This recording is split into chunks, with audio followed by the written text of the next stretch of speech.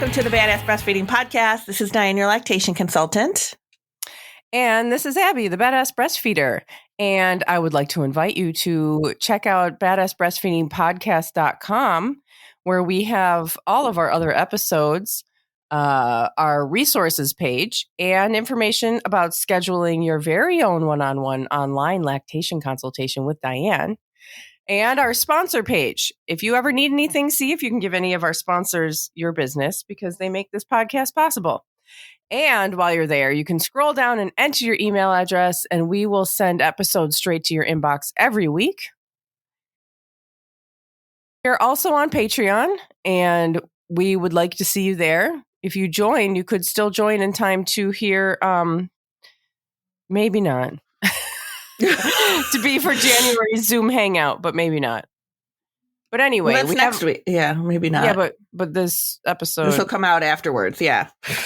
So you'll join us for February. You can join us for February. I mean, we do it every month. It's really fun. We also have a lot of extra episodes and mini podcasts and things that we share in there. And you can check out the link at the top of the show notes wherever you're listening from and see if there is a tier that looks good to you. And we're still hosting our ongoing giveaway for reviews around the internet. If you leave a review written at iTunes or stars at Spotify or wherever you're listening from, if you're able to leave a review, take a screenshot, send it to badassbreastfeedingpodcast@gmail.com.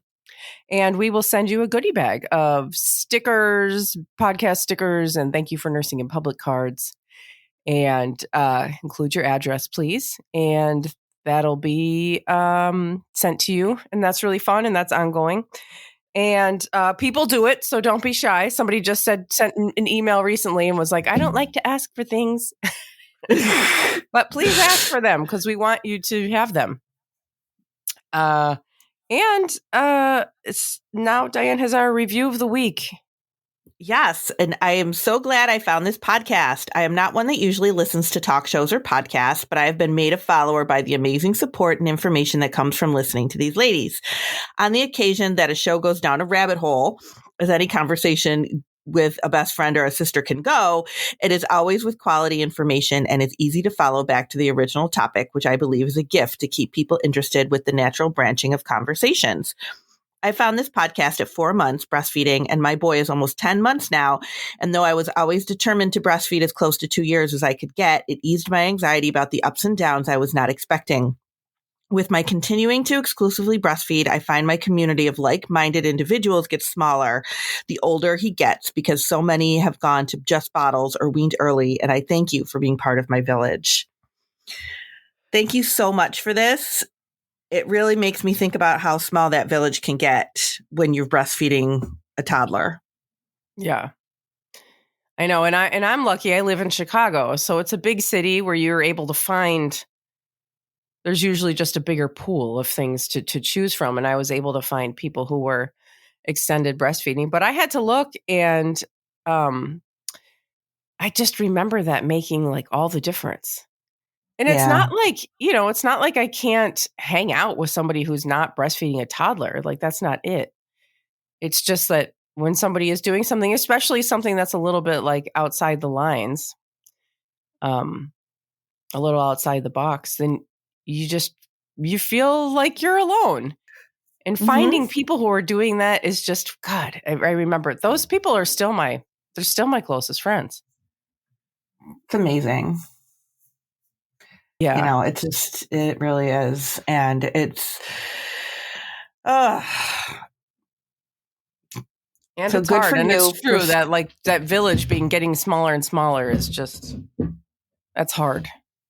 Yeah, it really is. So good for you for sticking with it. And 10 months, I mean, you said your baby was 10 months now. 10 months is great. It's a long time.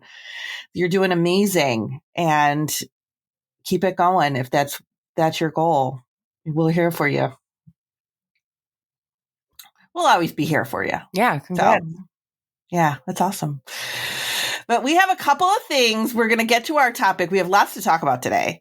We're going to get to our topic, but we did have a couple other messages that came in with questions that I thought were kind of interesting. So we're going to share them. And let me find let me find. Okay, the first one here came in from Buzzsprout.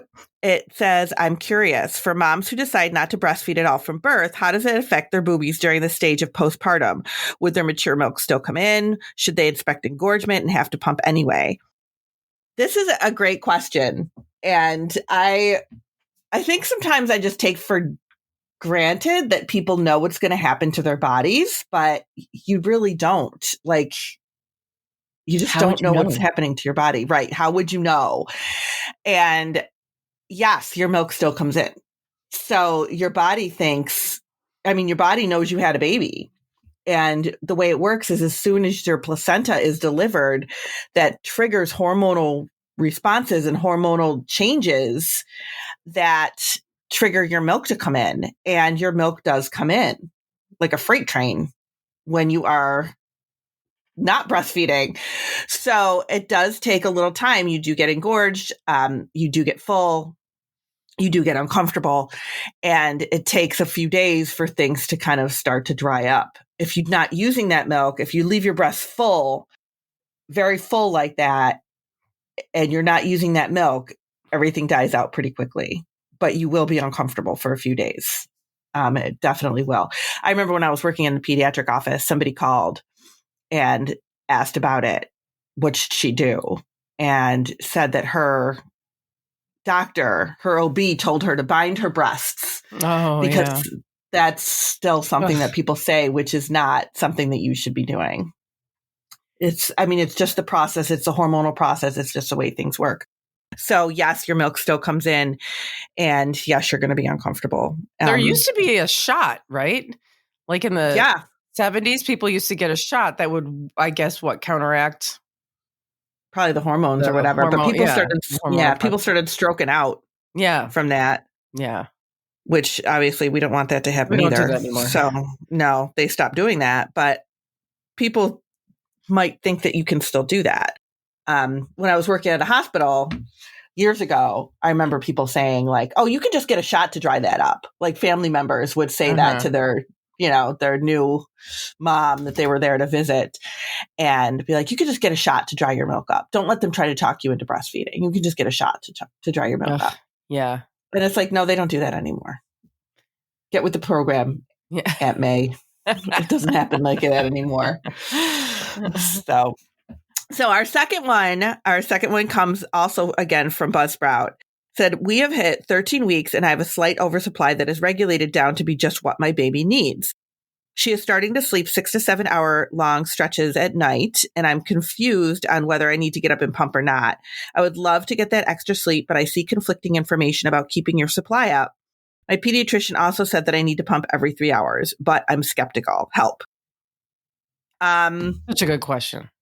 It is a great question. But I don't know why your pediatrician is telling you need to pump every 3 hours with a baby that's feeding regularly and an oversupply. I don't know. That is ridiculous. You do not need to be pumping. If your baby is eating, and I'm assuming that you're actually feeding the baby at the breast. It didn't say that you were exclusively pumping. So I don't know why you would need to pump every 3 hours if the baby was nursing at the breast, because you don't need to do that. The baby's nursing. So why would you need to pump like that? Unless you want an oversupply, unless you're trying to build a stash. I don't know, but there's no reason for that. As far as the overnight goes, there's no need to pump overnight. If your baby is feeding regularly during the day, follow what your baby is doing. And I know there is a lot of really inconsistent information out there when it comes to this topic. And we get this question a lot. You do not need to pump during the night if your baby is sleeping. You'll just be getting up. If you start doing that or you continue to do that, you'll be doing that for months. You'll be getting up during the night pumping for months, and there's no need for that. Do what your baby is doing. If your baby is sleeping, then you should be sleeping. If your baby is up feeding, then you should be up feeding your baby. But if your baby is sleeping, you can be sleeping too. And your baby is going to keep your supply where they need it to be during the day when they're feeding all the time. I hope that's helpful. because I know that this came in by the time you you hear this, it's going to be a couple weeks, but you think what? I just think there's this confusion about pumping and how like pumping is necessary and how do we fit it in when it's really like pumping should just be, are you spending time away from your baby? Do you need to have pumped milk in a bottle? Like you don't need it in order to have a milk supply. Right. You're exactly right. That's a great point. And I think that people just automatically assume that like that you should be pumping. So let's figure out, okay, so we had a baby, so we're pumping, and how should we pump and when do we pump? And it's like, well, hold on. You don't need to automatically pump. You know, pump is just like when you have a baby, like your registry or something. It's like pumps are just like automatically on there. So I saw a thing just this week, actually, on, I think it was Instagram. A lactation consultant that I follow posted a thing about how up until the Affordable Care Act, and I don't know, like some of the newer moms might not remember, but pumps were not free. Pumps were not covered by insurance before the Affordable Care Act, which happened when Obama was in office. So right. Pumps have only been free for a very short period of time. But when pumps became free through insurance, that was when, like, according to this post, that's when people started to really like focus a lot on pumping because they could just get a pump. And people used to use them. And now we've got people with freezers full of milk and they're concentrated more on pumping than feeding their baby. I would love to know. So if you're listening from somewhere else in the world, I would love to know what your situation is with pumping, because here in the United States, pumping is just it's so abundant that it's like taking over. I would love to know what it's like in other parts of the world. Is there a lot of pumping going on in other parts of the world too? Is that how it is there? Or are people just breastfeeding their babies? I would love to know. Curious minds. Yeah. We have a lot of listeners in other countries. So send us an email at badassbreastfeedingpodcast@gmail.com and tell us how pumping is in your country. And thank you. Yeah, I would love to know. But those are my two things that I have. Okay. Well, then let's get right into our maternal separation anxiety. And so you're like, okay, separation anxiety, we talk about that. We actually have episodes on that. When you are separated from your baby and your baby is really upset and, you know, was unsettled when you're away. Very normal. Very normal stuff. So that's totally normal. But I got an email from a listener, and she is sharing her experience, which is also very normal, and we'll talk about that. She says, "Hi, I love your podcast. My baby is currently 9 months, and I've learned so much from listening to you guys. You helped empower me to trust my natural mama instincts when it comes to co-sleeping and breastfeeding. I do, however, struggle with separation anxiety of leaving my baby. My baby is fine to be with anyone and doesn't have separation anxiety. It's me. I cannot leave her even to go for 30 minutes. I avoid it all at all costs.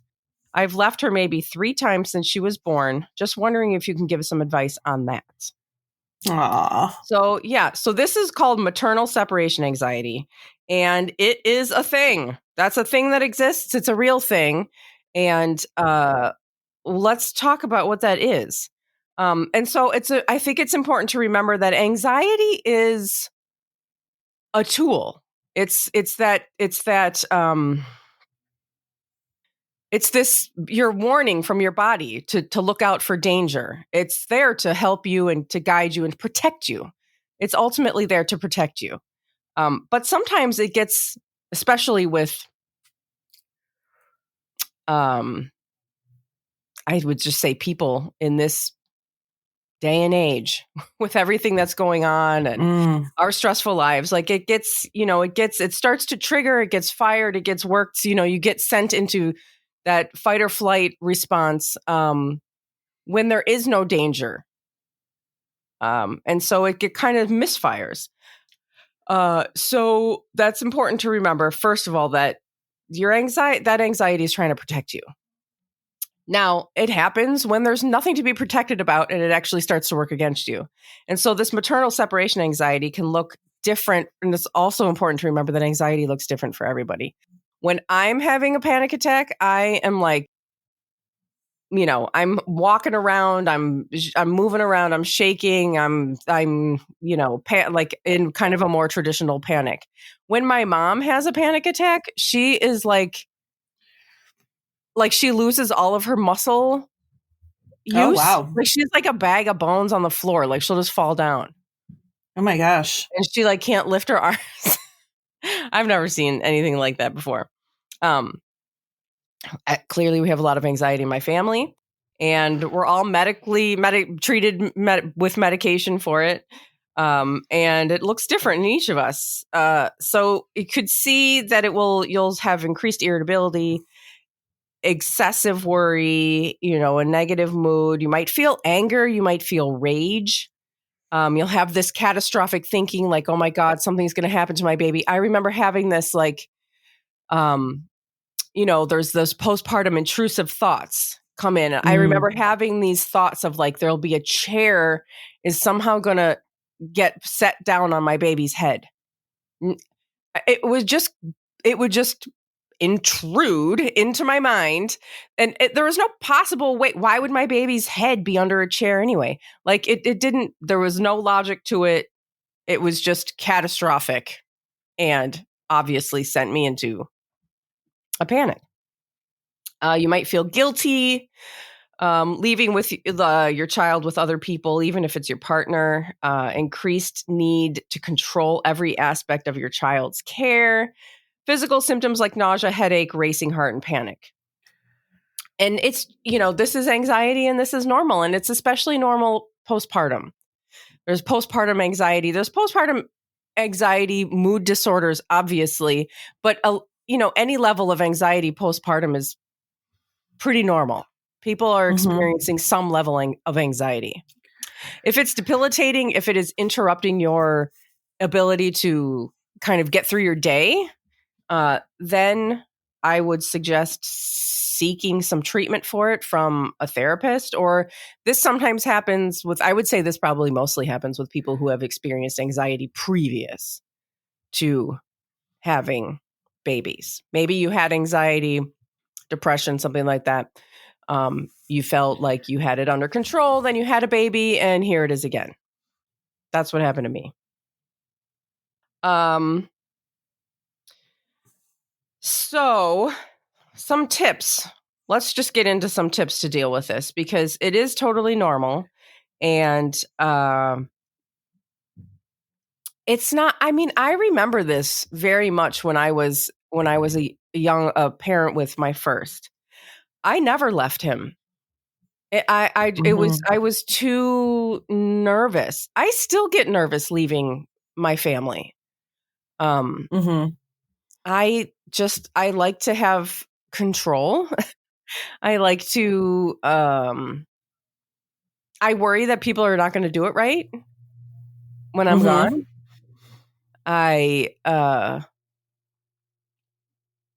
You just feel out of control. You feel like you just, like you're, like as soon as you're leaving, as soon as you're away, you're having this panic that something's not going right. And that's very scary. It is scary. And I know that there's people, you trust people. Yeah. Yes, even if you trust the people thing, that your baby's with. And how she said in her message that her baby will go to anybody. So it's not like she's even worried that something's wrong with her baby while she's gone. It's, that's not it at all. Yeah. It's just scary. So I found this, I just Googled like maternal separation anxiety to see what was out there. And I found this, there's that website Psyched Mommy. I don't really know much about it, But I read this, and that's what I'm referring to here. She has a ton of references at the bottom of, articles that were written and research done on this. And she also has a reminder here. Where did it go? Oh, she talks about how fight or flight response is more common in men. And as women and as mothers, we tend to tend and befriend. The tend and befriend theory states that in times of stress, we quietly retreat to take care of our offspring. This is the tend. And engage in a social network to help us respond to our stress. That's the befriend. Over millions of years of evolution, we've learned that we stand a better chance of conquering our stress when we protect ourselves and our children. Tending to our kids also helps us reduce our stress biologically. When we spend time with or care for our little ones, our brain releases oxytocin. Oxytocin, a neurotransmitter, calms our sympathetic nervous system and reduces our anxiety. So it's almost like nature has a plan that you're going to feel unsettled when you're away from your baby, because what nature wants you to do is to nurture your baby. That's like when babies cry. You can be in a restaurant and someone else's baby cries and you're like, you feel like all tense. Like maybe if you're breastfeeding, your boobs will tingle. Like you're having that response to like take care of that baby. Mm-hmm. And so this anxiety that you feel being separated from your baby is really, we can think of it as a way as like, let's think about it the opposite way. Being with your baby, tending to your baby calms you. That's where you feel more calm. And when you're separated, you feel anxious. And so, I feel like in this culture when we are, we're so obsessed with independence, right? And when a parent, when someone has a baby, it's like, oh, well, when are you gonna come out for a mom's night out or ladies' night, or when are you gonna come back out and see your friends? When are you, this whole thing about like, well, when are you gonna get away from your baby? Don't you want to get away from your baby? Oh my God, don't you want some time away from your baby? And it's not. A break? Yes, don't you need a break? And like, yeah, I do need a break, but like that's not necessarily comfortable for us. And there's a reason for that. So I think we see this anxiety being away from our babies as this like dysfunctional thing when maybe that's normal. Maybe that's how it's supposed to be. And being away from our baby is the not normal part. Now, if you want to be away from your baby and you want to go out and you want to be, all that, that's great. And that's comfortable for you. That's cool. That's awesome. Good for you. Do it. Go out. But it's not that way for everybody. And that's okay. That's just your maternal separation. She says maternal separation anxiety is an adaptive response to stress. Tending to our children provides both protection for them and decreases stress for us. But of course, it can get out of hand and interfere with our daily lives when you maybe need to be away from your baby. So she has some tips in here, and I really like them. I think that they're very helpful. So she talks about naming it, identifying it. Obviously, right, in the mental health world, identifying what's going on is always going to be the first step.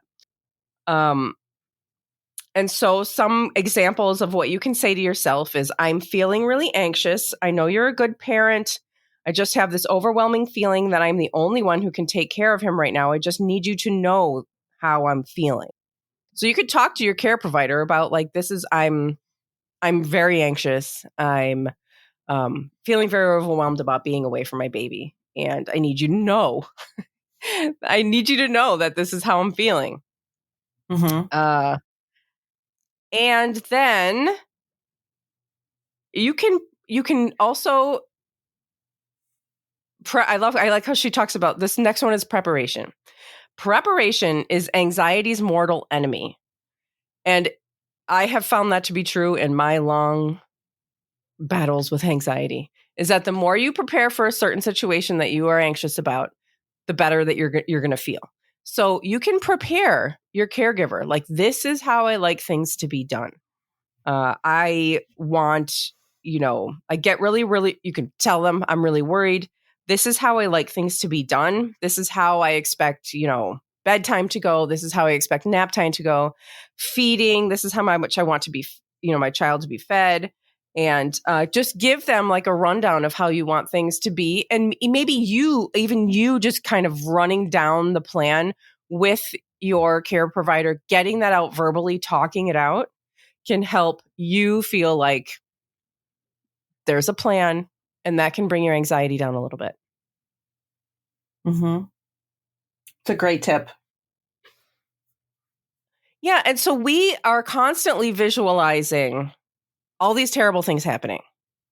So number 3, she suggests visualizing positive outcomes and just thinking about, how it's going to be when you're reunited with your baby, thinking about how they're going to be with the caregiver, and thinking about all of these positive outcomes. Run through it in your head in a way where positive things are happening.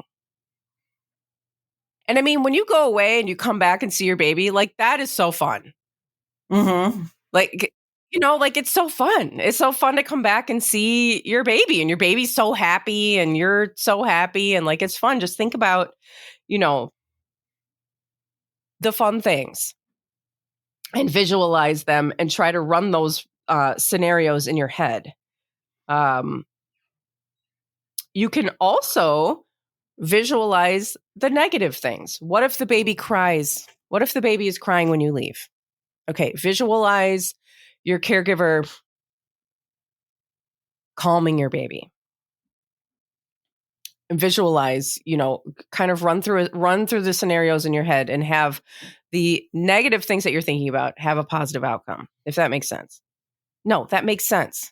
That's what I see, these memes that are like, women have to stop saying, does that make sense? Girl, like, whatever you're saying, it makes sense. It makes sense. You're explaining yourself well. All right. And then a nice tip is starting small. You can just start with going around the block. Start with a trip to the grocery store. Start with, a couple hours away. You don't have to go from never leaving your baby to the week-long trip that you're taking with your, friends next month. Like, start small and build up to that so that it's not this just gigantic thing that you're dealing with. And if going away, like the woman who wrote to us, 30 minutes away makes her feel really anxious, so then she can start with a walk around the block. And having that go really positive, and having these positive outcomes and acting them out and living them and experiencing them can help rewire your brain in these scenarios to feel less anxious next time you experience. She suggests writing it all down. I keep saying she. I don't know. Is it a she? I don't think it even says. It is a she. Yeah. I have her page up here right now. She's got a lot of great stuff on here. I know. Oh, God, I just lost the article. Yeah, no, she's got a lot of really great stuff. The next one was write it down. So, journaling your feelings, if that's something that works for you. I know that doesn't work for everybody. Or like, it's like, yeah, I have a baby. When am I going to journal? And she says practicing acceptance, which is good. This is a lot of the things that I talk about, like I've talked about before, with like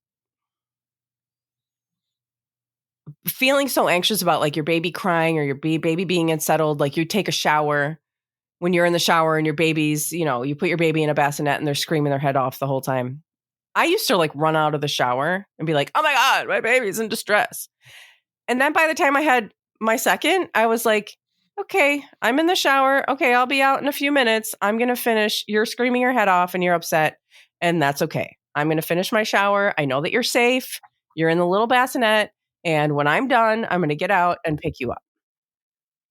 And that helped me, just that shift in like everything's okay. Like the baby screaming, the baby crying would just send me into a tizzy. Mm-hmm. It's okay. They're crying. They're fine. You know they're safe. You know they're safe. And, you know, you can just say, everything's going to be okay. I'm going to go out, and even if the baby's crying, if there's, you know, if it's messy, if it gets, you know, the plan doesn't play out the way I wanted it to, it's okay. It'll be okay.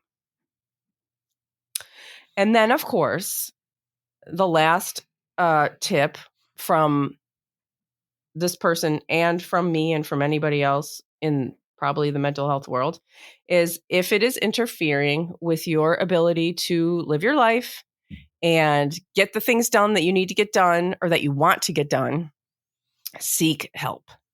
And therapy can help, medication can help. And, you know, don't be afraid to get help if you need help. Call your insurance, find a provider near you. A lot of people are doing online things these days where you don't have to leave. Of course, if leaving is causing you so much anxiety, you do have an opportunity to not have to leave as you enter treatment for that. And so she talks about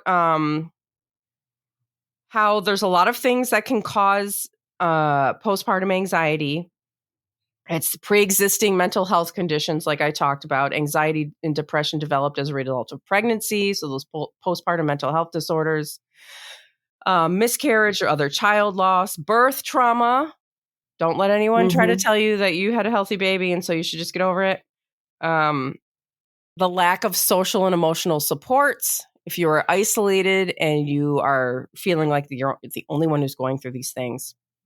And if you have a child maybe with complex medical needs or complex care needs can be, can cause depression and anxiety for parents. Mm-hmm. And that's what I've got. No, that's amazing. There's nothing wrong. I just want to say there is nothing wrong with having your baby with you all the time. It's when it causes you that anxiety that we want to, try to make your life easier about. If it is interfering with your life, like Abby said, definitely get some help for that. But I don't want anybody out there to be like, oh, but is there something wrong with me wanting to have my baby with me all the time? No, that's the whole thing. That's the normal thing.